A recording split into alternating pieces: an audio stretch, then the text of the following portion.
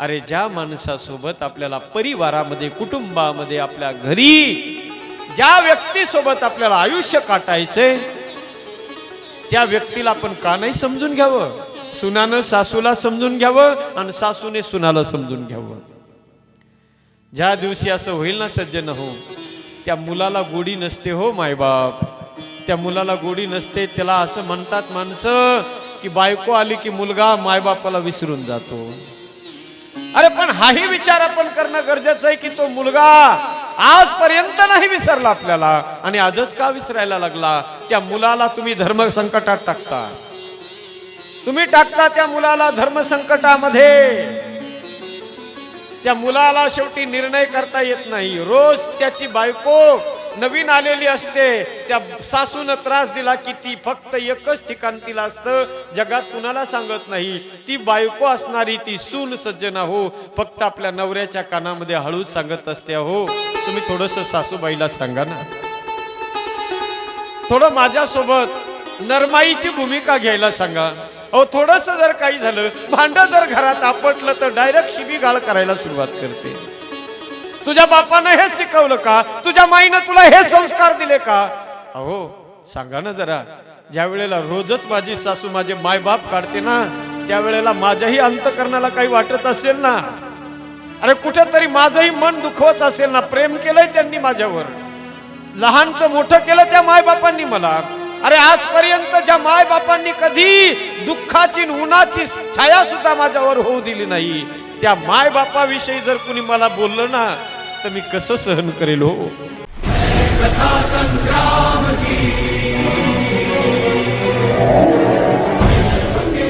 कथा प्रवाह शिवानंद महाराज शास्त्रीजी.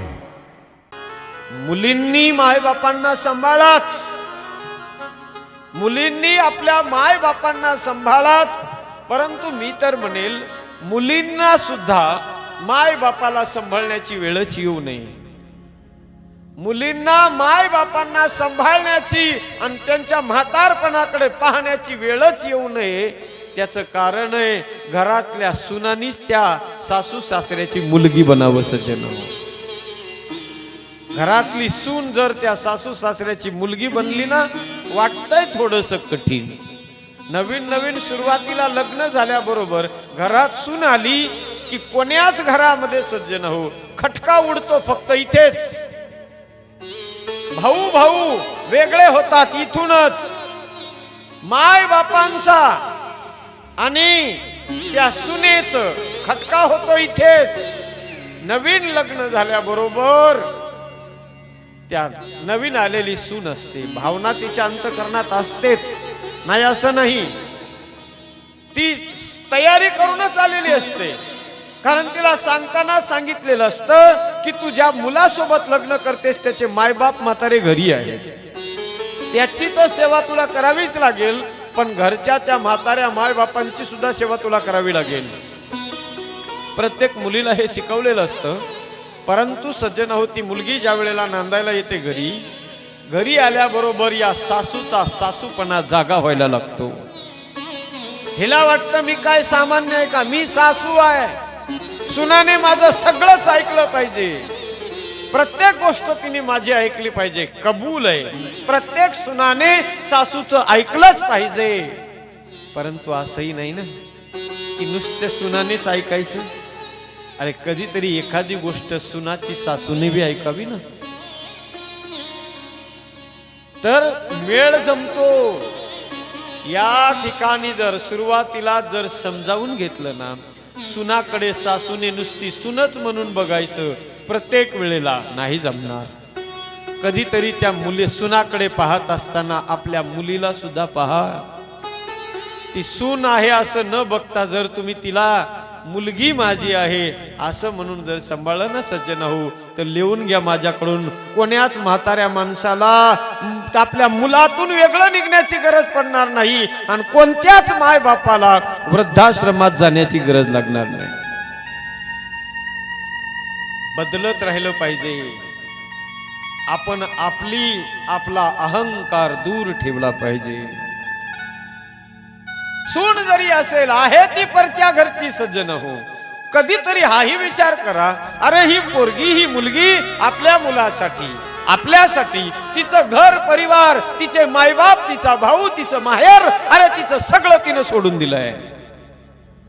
नाव सुद्धा बदललंय तिने. तिचं बापाचं नाव अगोदर तिच्या नावाच्या पुढे लावत होती, आता ते नावही तिने बदलून टाकलंय. आपल्या नवऱ्याचं आणि आपल्या सासरचं आडनाव ती लावत असते. काय ठेवलं तिने शिल्लक सज्जनाऊ? काय ठेवते ती मुलगी तुमच्यासाठी? फक्त आणि फक्त तुमचं बनून जात असते ती, आणि आयुष्यभर तिला सेवाच करावी लागते ना. आयुष्यभर. काल परवा दिवशी मी त्या यवतमाळकडे कथेला गेलो होतो, खाली माहोरच्या साईडला. फुलसावंगी नावाचं गाव आहे सज्जन हो. त्या ठिकाणी आमच्या भागातली एक मुलगी तिथे दिलेली होती त्या गावामध्ये, आणि त्या गावामध्ये ती मुलगी दिलेली होती. तिने माझा फोटो पाहिला पत्रिकेवरती. तिला एवढा आनंद झाला, तिला असं वाटलं की आता मी महाराजांना कधी भेटल आणि कधी नाही. माझी तिची ओळखही नव्हती, परंतु तिला फक्त एकच माहिती होते, माझ्या माहेराचे महाराज आहेत, माझ्या माहेरच्या बाजूचे हे महाराज आहेत. ती मुलगी आपल्या नवऱ्याला घेऊन आली. मुलगी नव्हती ती, जवळपास 35 वय होतं तिचं. 12-15 वर्षाचा मुलगा तिचा होता सज्जन हो. ती मुलगी आपल्या नवऱ्याला भेटायला आली, नवऱ्याला घेऊन मला भेटायला आली. माझ्या जवळ दोघं नवरा बायको बसले. तिनं मला सगळं सांगितलं. मी माझं गाव, माझं माहेर हे आहे, ती आहे, सगळं तिनं मला सांगितलं. फक्त माझ्या तोंडातून एकच शब्द गेला, का हो आम्ही कथेला आलो इथे 7 दिवस राहिला, तर आम्हाला असं वाटतं आम्ही दुसऱ्या देशात आलो का काय. इतकं लांब आम्हाला वाटायला लागलं. आणि तुम्हाला तर ज्या वेळेला तुमचं लग्न लावलं तुमच्या मायबापांनी, आणि तुम्हाला एवढ्या दूर ज्या वेळेला दिलं, तर तुम्हाला तर असं वाटलं असेल की मला इथे वनातच आणून टाकलं का काय. हे शब्द ऐकला न सज्जन हो, त्या माऊलीच्या डोळ्यातून घळघळ अश्रूच्या धारा सुरू झाल्या सज्जन हो. 5 मिनिट ती आपल्या डोळ्यातल्या आसवांना थांबवू शकत नव्हती. 5 मिनिट रडत होती. तिच्या रडण्याचा भाव हाच होता की महाराज करणार काय, मुलगी आहे, स्त्री आहे. हे तर म्हणू शकत नव्हते की बाबा एवढ्या दूर मला का देताय बाबा तुम्ही. अहो कधीतरी महिना 15 दिवसातून एकदा तरी माहेरच्या लोकांची, अरे माहेरच्या माणसाची एकदा तरी भेट होईल, असं तरी ठिकाण माझ्यासाठी शोधा ना बाबा. अहो तुम्ही म्हणताय त्या मुलासोबत मी लग्न करायला तयार आहे, तक्रार नाही माझी. मी पाहिलं बी नाही त्याला. ज्याच्या स्वाधीन तुम्ही मला केलं, मी बघितलं नाही त्याला, तुम्हीच पाहून आलात. तुम्ही हाही विचार नाही केला माझा की मला तो मुलगा आवडतोय की नाही आवडत म्हणून, ते घर माझ्यासाठी योग्य आहे का नाही. अरे एक दिवस मुक्काम करायचा असला तर माणूस विचार करतो आपल्यासाठी ही खोली योग्य आहे का नाही. आयुष्यभर ज्या मुलीला त्या घरी राहायचंय, अरे केला का कधी विचार त्या मुलीनं? करा ना विचार मायबाप, तुम्ही तरी करा ना. नाही ना करत ती मुलगी विचार. आयुष्यभर जर ती मुलगी तुमच्यासाठी, तुमच्या परिवाराच्या सेवेसाठी येत असेल ना, तर माझी तुम्हाला हात जोडून विनंती असेल सज्जन हो, अगदी तळ हातावरच्या फोडाप्रमाणे त्या मुलीला सांभाळा. फुलासारखं ठेवा आपल्या घरी येणाऱ्या सुनाला.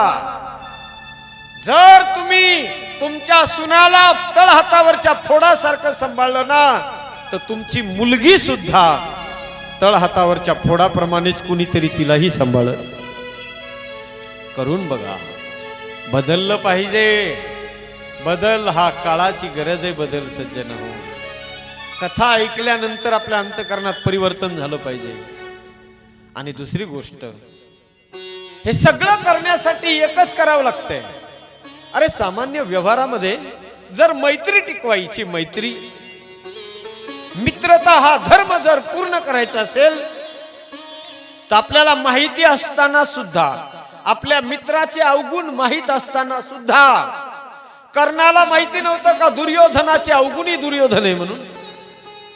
माहिती होतं सज्जन हो, दुर्योधन हा अवगुणी, दुर्योधन हा अधर्माच्या बाजूने उभा आहे, हे कर्णाला माहिती होतं. परंतु त्यानं स्वीकारलं होतं हा माझा मित्र आहे म्हणून. मित्र आहे म्हणून जर त्याचा स्वीकार केला होता, तर नुसते गुण नाही बघायचे, तर त्याच्या दोषासहित, गुण दोषासहित त्या मित्राचा स्वीकार केला. त्याचं नाव खरी मैत्री आहे सज्जन हो. मित्रता हा धर्म जर आपल्याला निभवायचा असेल तर गुण दोषासहित आपण स्वीकार करतो. एखादी गोष्ट नाही आवडली तरी तिला आपण कानाडोळा करतो, डोळे झाक करतो आणि बाजूला करतो तिला.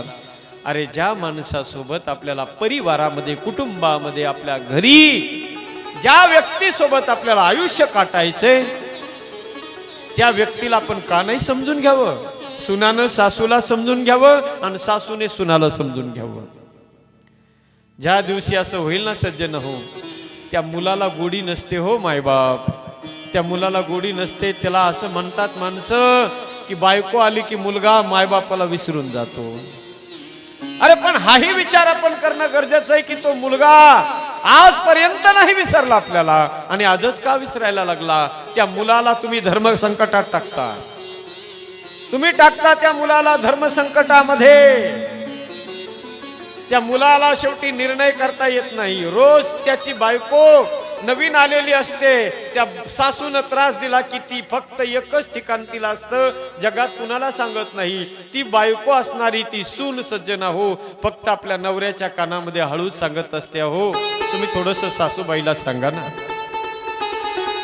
थोडं माझ्यासोबत नरमाईची भूमिका घ्यायला सांगा. अहो थोडंसं जर काही झालं, भांडं जर घरात आपटलं तर डायरेक्ट शिवीगाळ करायला सुरुवात करते. तुझ्या बापानं हे शिकवलं का? तुझ्या माईनं तुला हे संस्कार दिले का? अहो सांगा ना जरा. ज्या वेळेला रोजच माझी सासू माझे मायबाप काढते ना, त्यावेळेला माझ्याही अंतकरणाला काही वाटत असेल ना, अरे कुठेतरी माझंही मन दुखवत असेल ना. प्रेम केलंय त्यांनी माझ्यावर, लहानचं मोठं केलं त्या मायबापांनी मला. अरे आजपर्यंत ज्या मायबापांनी कधी दुःखाची उन्हाची छाया सुद्धा माझ्यावर होऊ दिली नाही, त्या मायबापाविषयी जर कुणी मला बोललं ना तर मी कसं सहन करेल हो? ती माझी सासू असू द्या नाही तर आणखी कोणी असू द्या.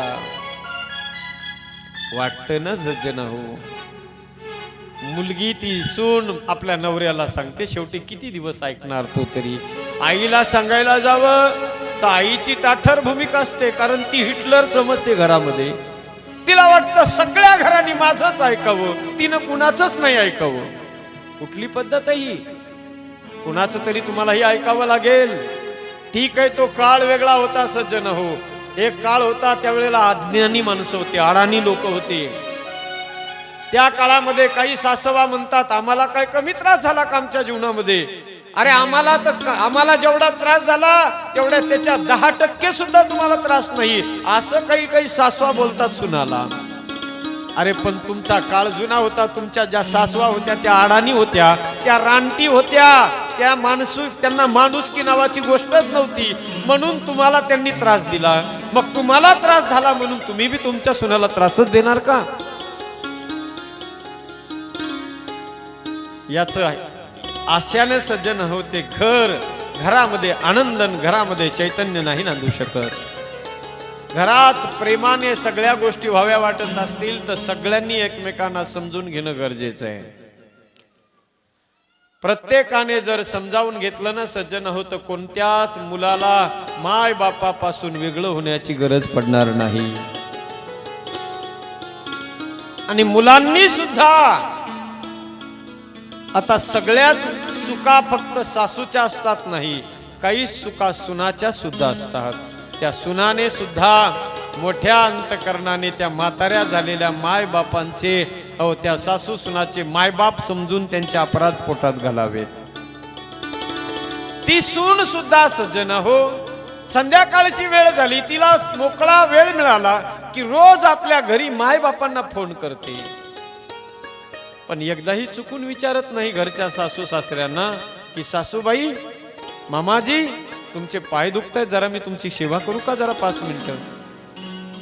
अरे होऊन जर असं सुनाने बी बोललं ना तर त्या सासू सासऱ्याच्या म्हाताऱ्या त्यांच्या नक्की डोळ्यात पाणी येईल. पहा, ते म्हणतील आमच्या घरातून आमची मुलगी गेली, परंतु देवानं आमच्या घरी दुसरी मुलगी आम्हाला पाठवून दिली सेवा करण्यासाठी.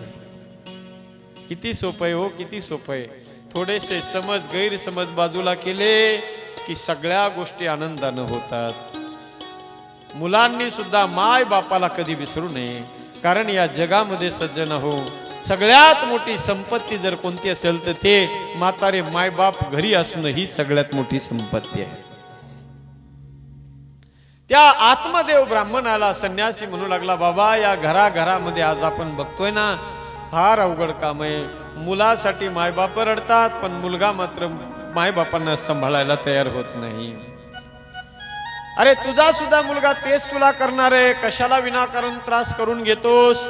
बस इथे आलास, आता जंगलामध्ये मरायला आला होतास ना, तर आता मरण्याच्या ऐवजी ते साईडला माझ्या बस, आणि ते माझ्या साईडला बसून मी तुला एक मंत्र देतो, त्या मंत्राचं चिंतन करत राहा, उद्धार होईल तुझा, भगवंताची प्राप्ती होईल. तो म्हणू लागला, महाराज मी इथे तुमचं प्रवचन ऐकायला आलो नाही, मी इथे मरायला आलोय, मरायला. शेवटचा निर्णय मी घेतलेला आहे, झाडाला फास लावलेला आहे, तिथे त्या झाडाचा फास लावलेला आहे, त्या फासाला लटकूनही मला मरायचंच आहे, आणि इथं तुमच्या पायावर डोकं आदळूनही मला मरायचंच आहे. आता तुम्ही ठरवा, मला मुलगा पाहिजे. साधून डोळे बंद केले, पाहिलं तर याच्या भाग्यात एका जन्मात नाही, 7 जन्म पर्यंत पुत्र नैवच नैवच. त्याच्या भाग्यात पुत्रच नव्हता, मुलबाळच नव्हतं. साधून सज्जन हो, तो म्हणला, महाराज जर मला मुलबाळ नाही दिलं तर इथं मी तुमच्या पायावर डोकं आपटून मरणार आहे. साधूने डोळे बंद केले. सज्जन हो, आपल्या तपाच्या साधनेने साधूने एक फळ त्याच्या हातामध्ये दिलं, सांगितलं, जा हे फळ घेऊन जा आणि तुझ्या बायकोला पत्नीला खाऊ घाल. तेन पुत्रोपि निर्मलः, त्याने तुझ्या घरी एक सुंदर पुत्र जन्मालाय. फळ हातात पडलं.